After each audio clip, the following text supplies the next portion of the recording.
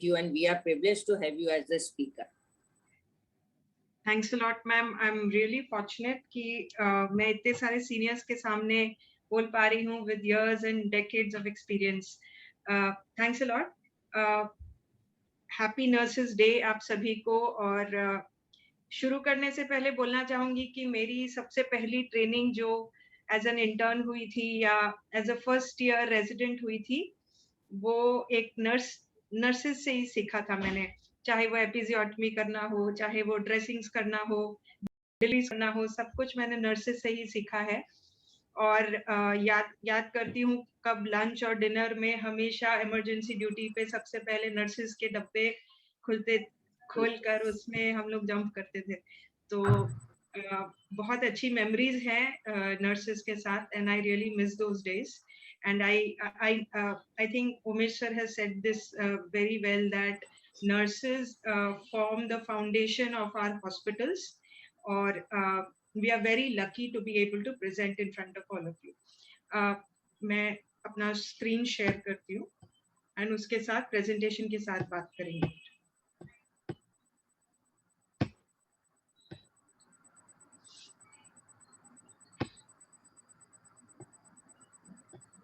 I hope आप लोग मेरा प्रेजेंटेशन देख पा रहे हैं.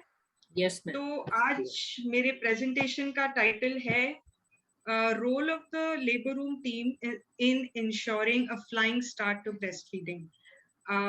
हमारा जो लेबर रूम टीम है, जिसमें पीडियाट्रिशियन होता है, गायनेकोलॉजिस्ट होती है, नर्स होती है, और वार्ड असिस्टेंट्स होते हैं, स्वीपर्स होते हैं, हम सब मिलके क्या रोल प्ले करते हैं एक मदर की ब्रेस्ट फीडिंग की शुरुआत में. Very often labour room is only thought of as a place of delivery. We don't think of labor room as a place of breastfeeding. So today I'm going to introduce the concept that labor room is the most critical और सबसे important जगह जो एक successful start के लिए होती है. वो बोलते हैं ना कि अगर शादी का पहला साल अच्छा निकल जाए तो उसके बाद नॉर्मल हो जाता है, सब आसान हो जाता है. तो इसीलिए पहला घंटा या पहले कुछ घंटे डिलीवरी के बाद जो लेबर रूम में निकलते हैं वो बहुत ही क्रिटिकल होते हैं ब्रेस्ट फीडिंग के लिए, क्योंकि वो स्टार्ट वहां से होती है. तो हम आज उसके बारे में बात करने वाले हैं. तो हम एक ब्रेस्ट फीडिंग कंट्री है. हम सब के घरों में बचपन से यशोदा माँ की फोटोग्राफ है, and we think of breastfeeding as normal.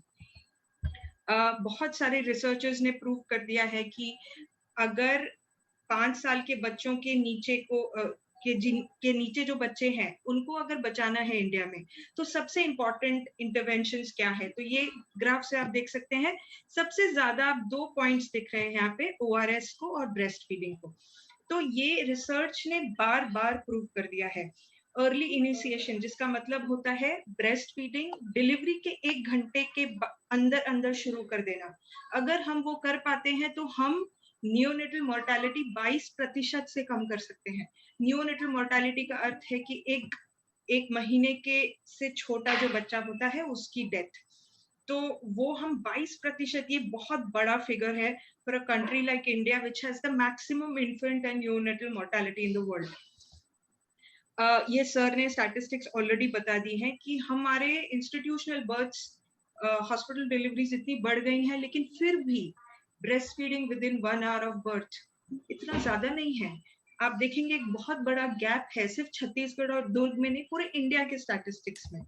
तो ये हम कहाँ गड़बड़ हो रही है. तो कुछ चीजें मुझे जो लगती है वो ये है कि सबसे पहले 2 स्टडीज की गई, जिसमें पहली स्टडी BPNI ने 2000 में की थी. Only 30% of doctors and nurses had received any training in breast feeding. तो बाकी के 70% डॉक्टर्स, और मैं खुद की बात भी बोल रही हूँ कि मैं जब MD पास कर रही थी, मैं फाइनल ईयर MD में पहुंच गई थी. 10-11 साल की एजुकेशन कंप्लीट होने के बाद भी जब मैं एक बार राउंड्स ले रही थी MD के फाइनल ईयर में, तो एक मदर ने मुझसे कहा कि मैडम सब ठीक है लेकिन मुझे ब्रेस्ट फीडिंग करने नहीं हो रहा है. तो मैं सिर्फ किताबी बातें बोलती चली गई, लेकिन मैं उसको एक भी पोजीशन ठीक से डिमॉन्स्ट्रेट नहीं कर पाई. मैं उसके बच्चे से लैचिंग नहीं करा पाई. और वो बच्चा रात को हाइपोग्लाइसीमिया में चला गया। तो ये आई थिंक ये 30% भी मुझे ज्यादा ही लगता है।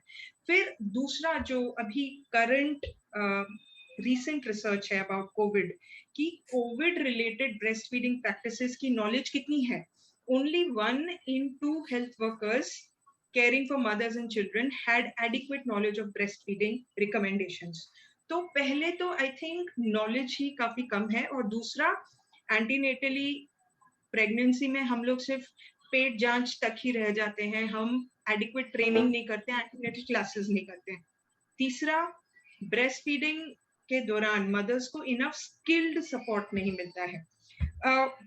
मेरी दुनिया तब बदली एज अ ऑब्स्टेट्रिशियन, और मैंने डिलीवरी और चाइल्ड बर्थ के आगे सोचना कब शुरू किया, वो इसलिए क्योंकि मैंने ये किताब पढ़ी, impact of birth practices on breast feeding, कि मैं जिस तरीके से एक माँ की डिलीवरी करती हूँ, जिस तरीके के प्रोटोकॉल्स यूज करती हूँ, उससे आगे जाके उसके ब्रेस्ट फीडिंग पे क्या फर्क पड़ता है। ये मैं जब मैंने बुक की ये किताब का कवर देखा, मुझे लगा कि मैं किस तरीके से डिलीवरी कर रही हूँ उसका ब्रेस्ट फीडिंग से क्या संबंध है। लेकिन जब मैंने ये किताब पढ़ी तो ऐसा लगा आंखें आंखें खुल गई। तो मैं इस किताब में 3-4 चीजें जो पढ़ी मैंने, वो आपसे शेयर करना चाहती हूँ, और इससे मेरे सिर्फ ब्रेस्ट फीडिंग की नॉलेज नहीं, बल्कि मैं किस तरीके से डिलीवरीज करती हूँ वो भी बदल गया। सबसे पहली चीज कि हम जानते हैं कि डिलीवरी ऑक्सीटोसिन से होती है, राइट। ऑक्सीटोसिन हम लगाते भी हैं इंजेक्शन से ताकि ज्यादा दर्द हो, जल्दी डिलीवरी हो जाए। तो delivery is dependent on oxytocin. अगर उसी चीज को आगे ले जाएं तो breast feeding is dependent on oxytocin, क्योंकि प्रोलैक्टिन हार्डली कभी ऐसा होता है कि कम हो जाए, अनलेस एंड अनटिल कुछ ट्यूमर्स है पिट्यूटरी में वगैरह। सो दोनों ऑक्सीटोसिन पे डिपेंडेंट है। अगर किसी कारण से ऑक्सीटोसिन पे ऑक्सीटोसिन इफेक्ट हो जाए या ऑक्सीटोसिन मदर का कम हो जाए डिलीवरी के दौरान, तो उसका डायरेक्ट इम्पैक्ट ब्रेस्ट फीडिंग पे भी पड़ता है, क्योंकि दोनों ऑक्सीटोसिन पे डिपेंडेंट रहते हैं। तो वो कैसे होगा, किस तरीके के ऑक्सीटोसिन के इंटरफेरेंस की मैं बात कर रही हूँ। सबसे पहली चीज, ऑक्सीटोसिन होता क्या है। ऑक्सीटोसिन को एक लव हार्मोन कहा जाता है। लव हार्मोन मतलब प्यार का हार्मोन। दो लोग जब प्यार में पड़ते हैं तो उनकी बॉडी में ऑक्सीटोसिन का संचार होता है ज्यादा। तो जब हम डिलीवरी रूम का एनवायरनमेंट देखते हैं, बहुत सारे आवाजें होती रहती हैं, हम सब चिल्ला रहे होते हैं, कि कोई मदर चिल्ला रही होती है, फिर बहुत हार्श लाइट्स होती हैं, इंस्ट्रूमेंट्स की आवाजें हो रही होती हैं, और हम बहुत बार पेशेंट्स पे चिल्ला रहे होते हैं, स्पेशली रात के समय जब वो एडिक्वेटली पुश नहीं करती। तो जब हार्श डिलीवरी रूम का एनवायरनमेंट हो तो ऑब्वियसली मदर्स डरी हुई होती हैं और बहुत सहम जाती हैं, और ऑक्सीटोसिन इनफैक्ट डिप कर जाता है। तो वही मैं आपको बता रही थी कि देखिए, ये रिसर्च ने भी प्रूव किया है कि जब बहुत कंपैशनेट लविंग एनवायरनमेंट हो लेबर रूम में तो ऑक्सीटोसिन बहुत बढ़ता है। और अगर हम शाउट करते हैं, चिल्लाते हैं, या स्पेशली पेन मदर को बहुत ज्यादा हो रहा है, स्पेशली जैसे इंड्यूस्ड डिलीवरीज होती हैं, ऑक्सीटोसिन देके या मीसोप्रोस्टॉल देके डिलीवरीज हो रही हैं, बहुत ज्यादा दर्द होता है। तो ये सारी चीजें ऑक्सीटोसिन को बिल्कुल खत्म कर देता है। और इसीलिए कहा जाता है कि फॉरसेप्स वैक्यूम के बाद, डिलीवरीज के बाद, या जब आपने ऑक्सीटोसिन या मीसोप्रोस्टॉल से डिलीवरी किया, इतना दर्द महसूस किया है मदर ने कि ऑक्सीटोसिन बहुत कम है, और उसके बाद ऑटोमेटिकली वो ब्रेस्ट फीडिंग के लिए कहाँ से आ जाएगा ऑक्सीटोसिन। तो ये बहुत इंपॉर्टेंट है। और 1985 में इनफैक्ट WHO की कॉन्फ्रेंस हुई थी जिसमें कुछ रिकमेंडेशंस दी गई थी फॉर मदर फ्रेंडली केयर।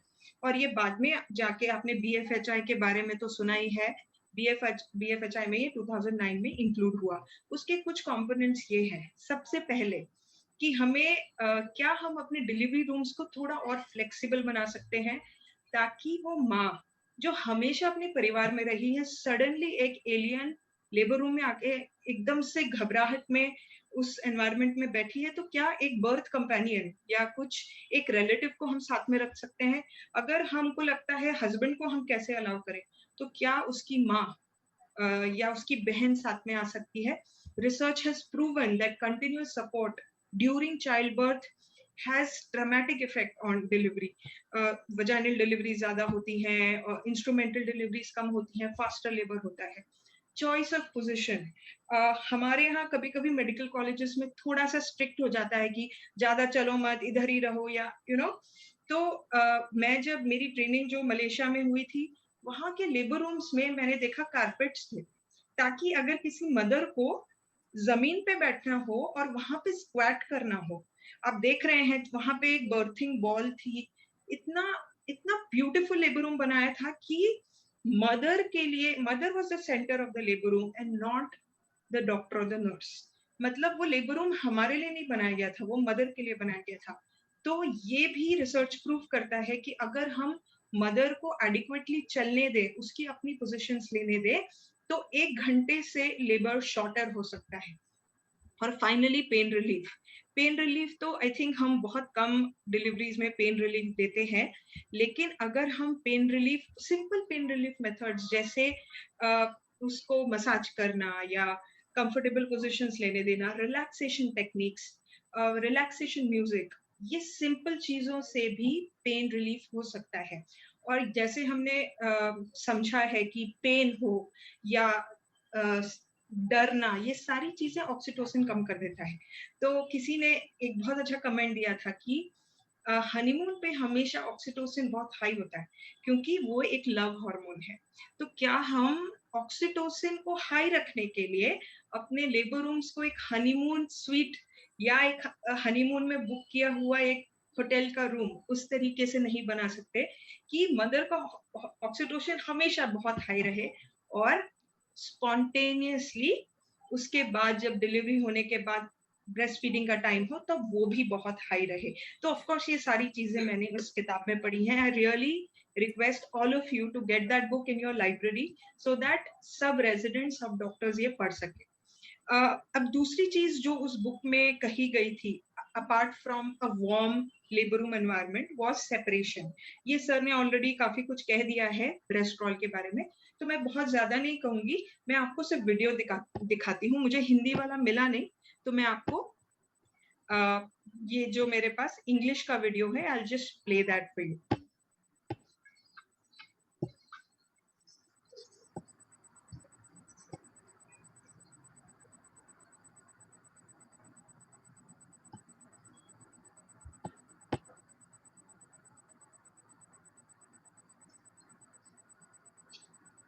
ये डिलीवरी के बाद बच्चे को माँ के पास ले जाया जा रहा है ताकि माँ उसको देख सके, उसको किस कर सके, टच कर सके.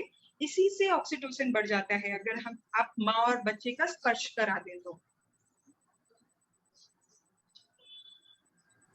ऑब्वियसली टेम्परेचर 26 डिग्री से ज्यादा होना चाहिए एनवायरनमेंट का, और अगर ठंड हो तो बच्चे को कवर करना चाहिए.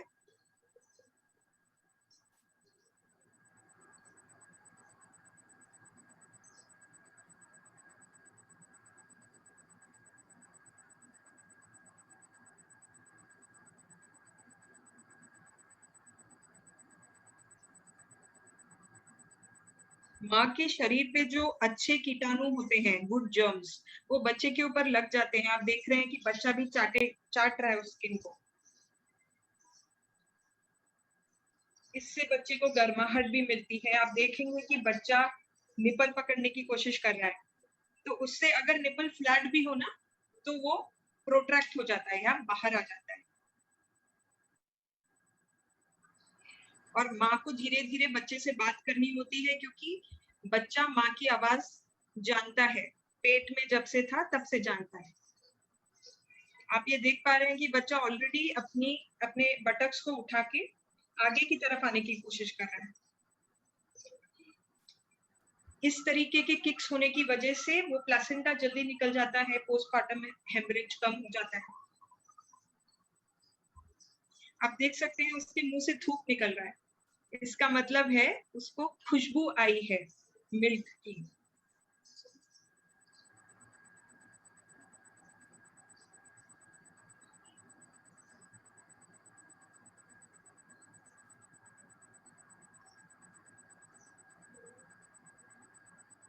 ये जरूरी है कि बच्चे के हाथ साफ ना करें, पूरे शरीर को साफ कर सकते हैं लेकिन हाथों को साफ ना करें, नहीं तो वो ब्रेस्ट क्रॉल करने के लिए वो स्मेल नहीं मिलती बच्चे को।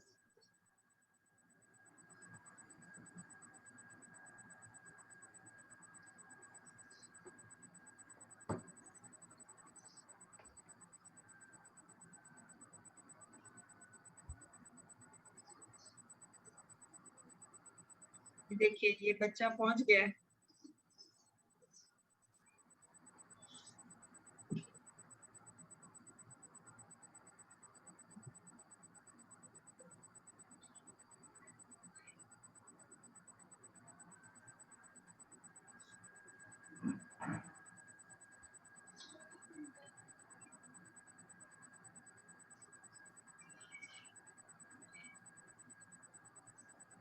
देखिए ये लैचिंग भी हो चुकी है बच्चे की।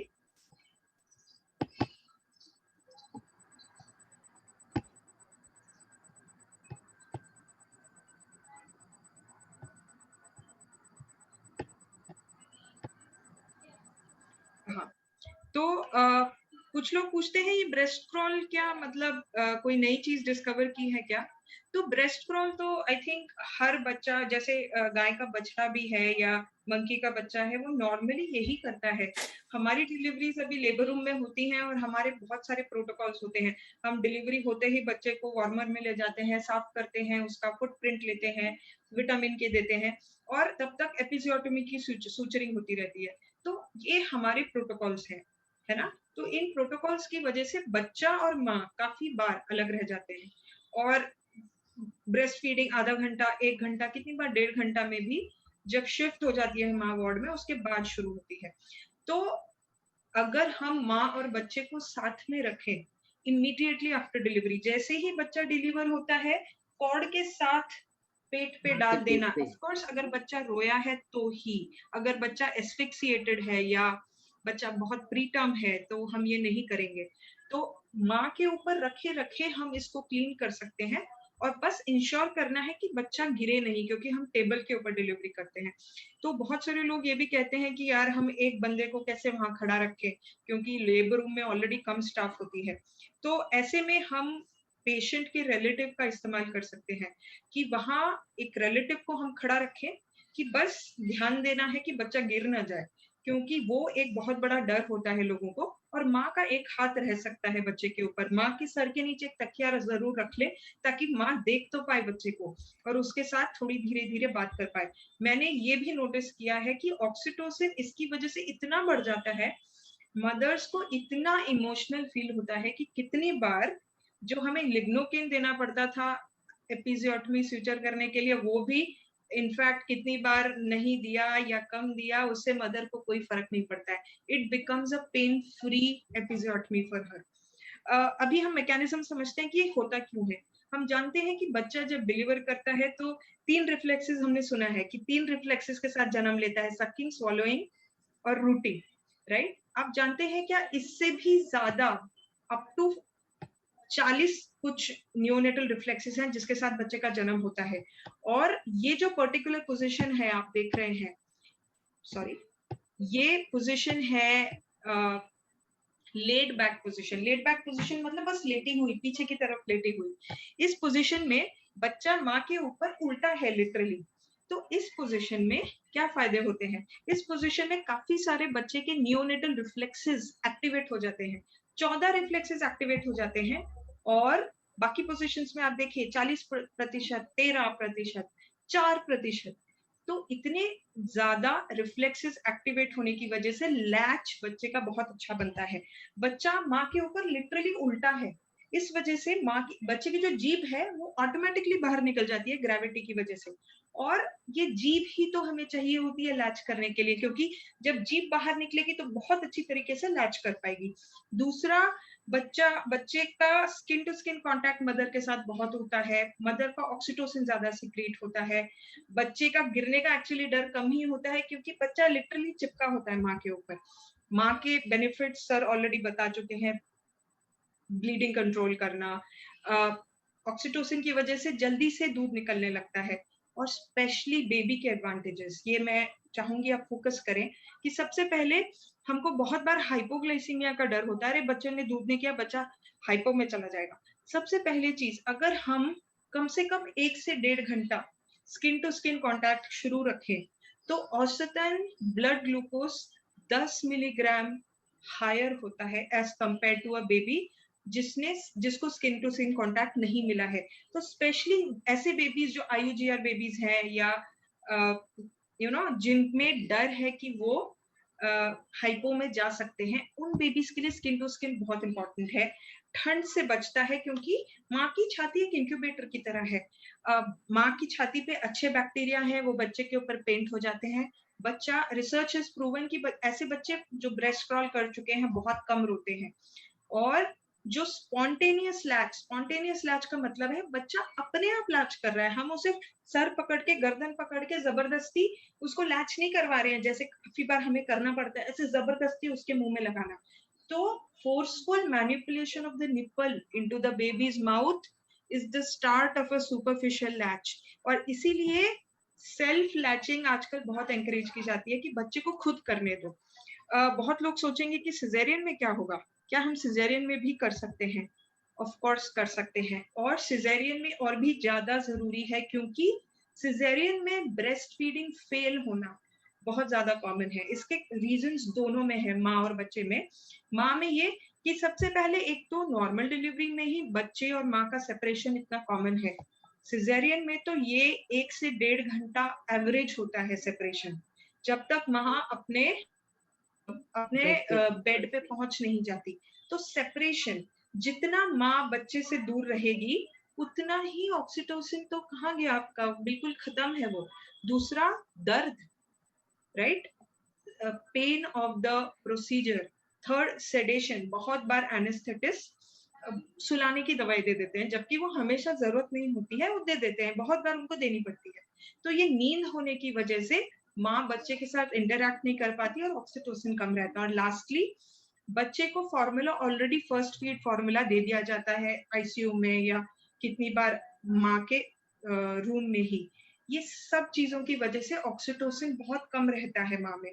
और बच्चों में जबकि हमें पता है कि रूटीन सक्शनिंग बच्चे जरूरत ना हो तो भी अगर बहुत विग्रस नाक को सक्शन कर दिया गया हो मुंह को, तो जैसे हमको छालों में छाले आए हो तो खाना खाने का मन नहीं होता है, वैसे ही छोटी छोटी इंजरीज होने की वजह से बच्चा बिल्कुल भी लैच करने का उसका मन नहीं होता है। और स्पेशली पेट से निकला है बच्चा, नीचे से नहीं निकला है, तो बच्चे के जो लंग्स हैं वो अच्छी तरीके से कंप्रेस नहीं हुए हैं और बच्चे की मतलब रेस्पिरेटरी डिफिकल्टी ज्यादा होती हैं। ये सब कुछ ब्रेस्ट फीडिंग फेलियर ज्यादा करते हैं।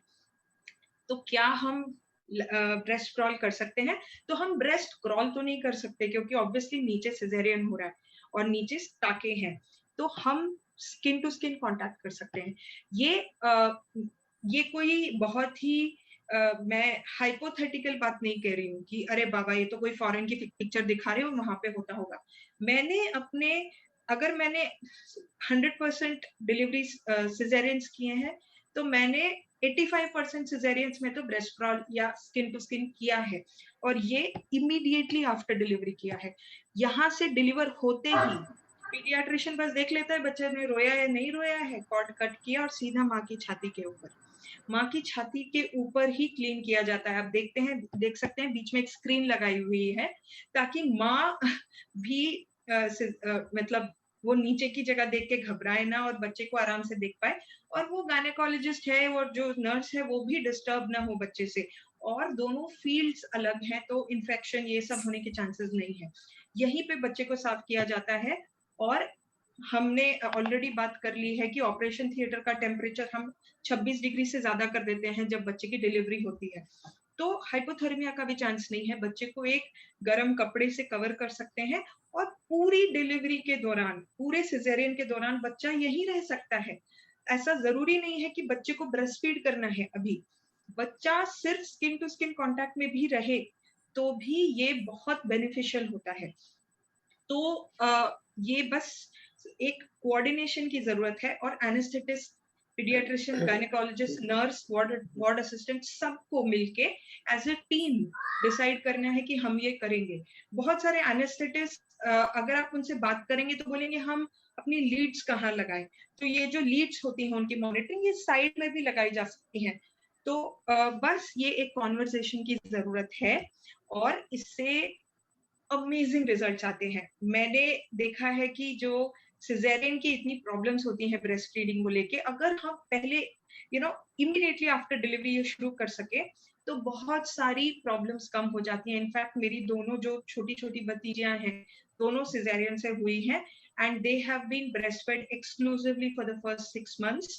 They were breastfed on the delivery table and now they are in their 3rd year breastfeeding. So मैं ये आपसे शेयर करना चाहती थी।